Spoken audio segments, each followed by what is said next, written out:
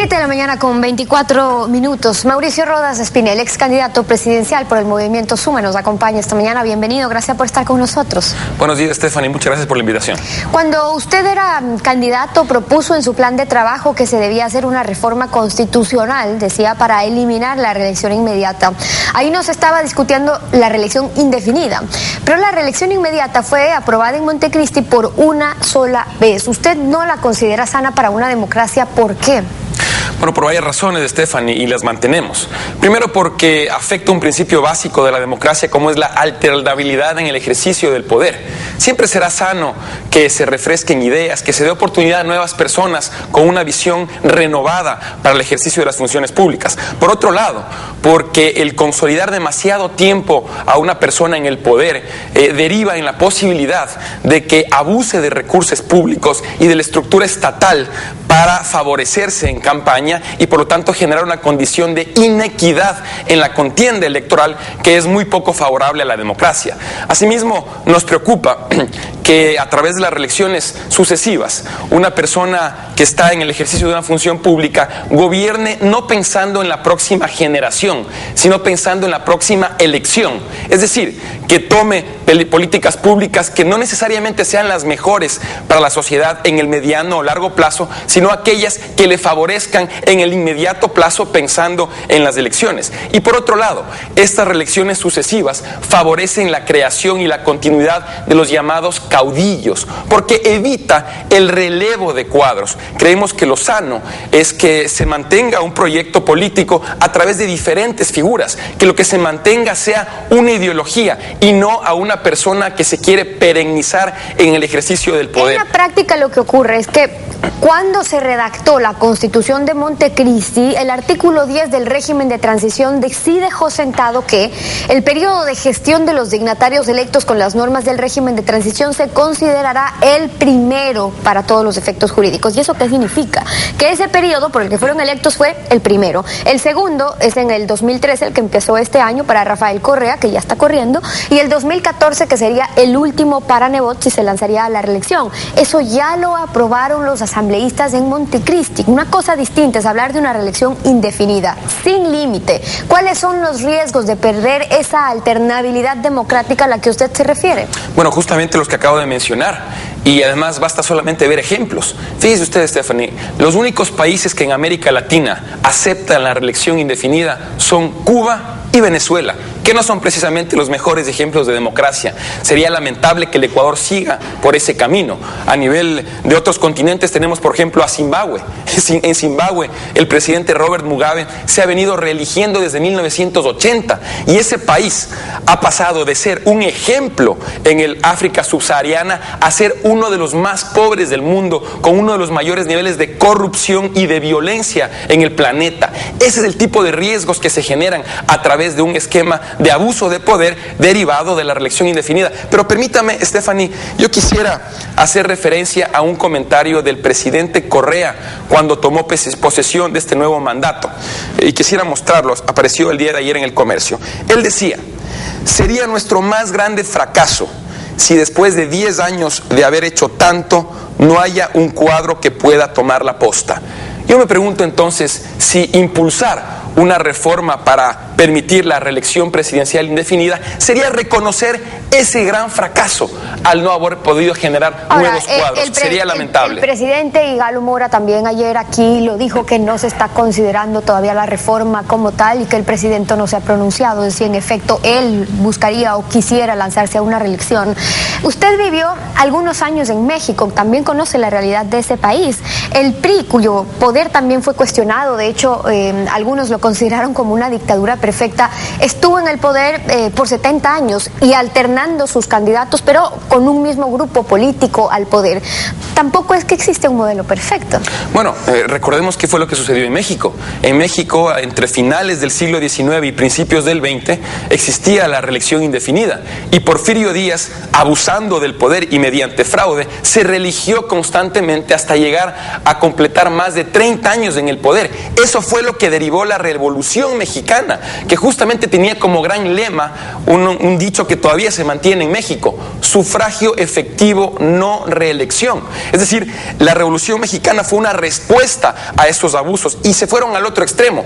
Tal fue el nivel del trauma nacional respecto al abuso de las reelecciones que hoy en México no existe reelección en lo absoluto, lo cual tampoco necesariamente es positivo, porque esa prohibición existe a todo nivel.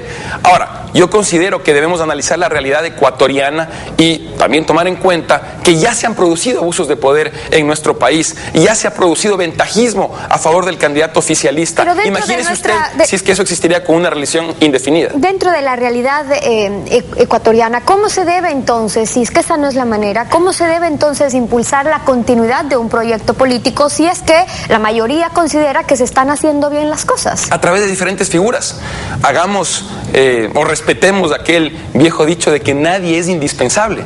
Si un proyecto político es positivo para la sociedad, el pueblo lo puede seguir favoreciendo a través de diferentes personas, no necesariamente mediante un solo individuo. Hacia allá tenemos que avanzar, Stephanie. Eso es lo que ocurre en las democracias sólidas, modernas, mediante instituciones fuertes que evitan el abuso de recursos públicos para generar condiciones de inequidad en la contienda electoral. En la carta que Alianza País propuso suscribir en conjunto con el alcalde Nebot, dice que los asambleístas de Alianza País, conscientes que la alternabilidad es beneficiosa para el sistema político democrático, en la Constitución de Montecristi establecieron límites a las elecciones, pero que ahora, ante la insistencia de la prensa, y ponen entre comillas libre y independiente, que santifica la continuidad, los 19 años del gobierno local, estamos dispuestos, dicen, a recoger, fiel a nuestro espíritu de apertura, el clamor de las expresiones del alcalde de Guayaquil y de la prensa libre e independiente,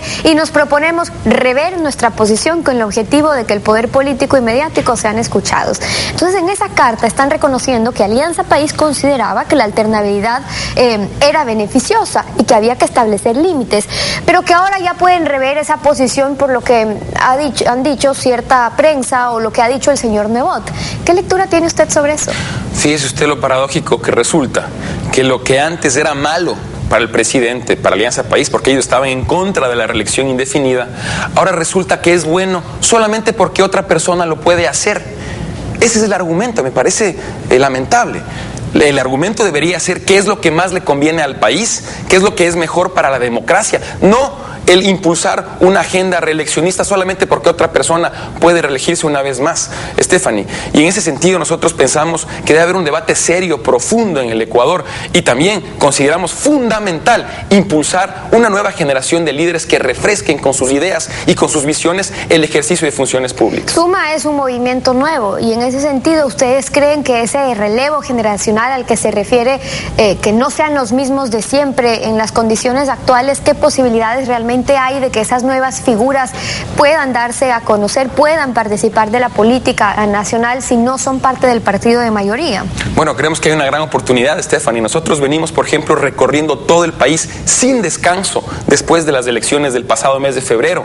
Llevamos ya 19 provincias visitadas, fortaleciendo las estructuras del movimiento Suma, expresando nuestra gratitud también por el apoyo que recibimos en las últimas elecciones e identificando a los mejores candidatos para que nos representen en los comicios de febrero de 2014, y hemos recibido una extraordinaria respuesta. Existe el deseo en el Ecuador de impulsar una nueva visión, una propuesta fresca, moderna y de futuro para el Ecuador, que es la que venimos impulsando a través del movimiento Suma. Y en esa propuesta, cuando ustedes hablan del desbaratamiento del hiperpresidencialismo, ¿a qué se refieren y por qué creen que es necesario hacerlo si la mayoría del pueblo ha escogido ese sistema? Justamente para favorecer la democracia, Stephanie.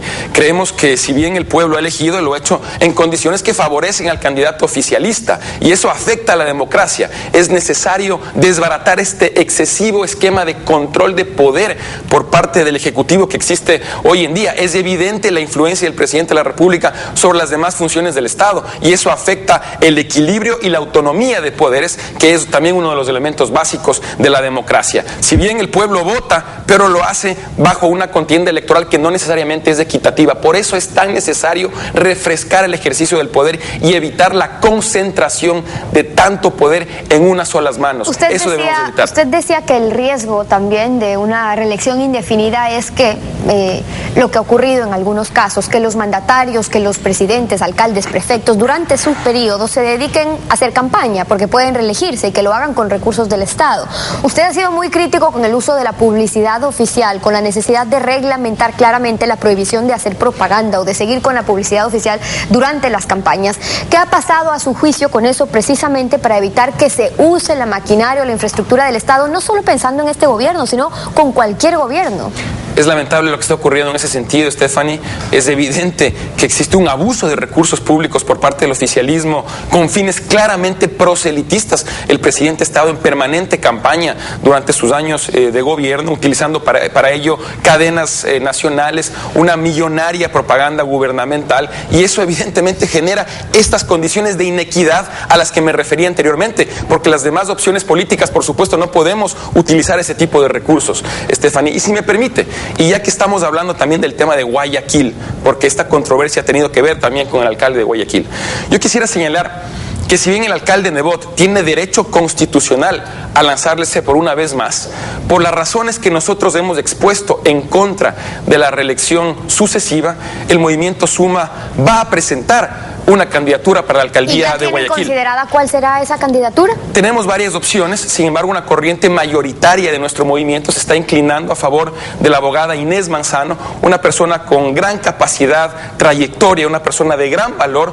que además ha venido impulsando una propuesta muy interesante de lo llamado ciudades sustentables, que es la tendencia moderna, es hacia donde está yendo el mundo para generar condiciones de calidad de vida para todos los ciudadanos, no solamente en el presente, sino también en el futuro para nuestras ciudades. Creemos que ya es hora de dar paso a nuevas generaciones. Si bien el alcalde Nebot ha desempeñado una labor positiva en favor de la ciudad, creemos que ya es hora de dar paso a una nueva generación con propuestas modernas, con propuestas de futuro, y por eso el movimiento Suma estará impulsando una opción de ese tipo en las próximas elecciones. Y esa es la postura de Mauricio Rodas, ex candidato presidencial por el movimiento Suma, acompañándonos hoy en Contacto Directo. Muchas gracias por haber estado con nosotros.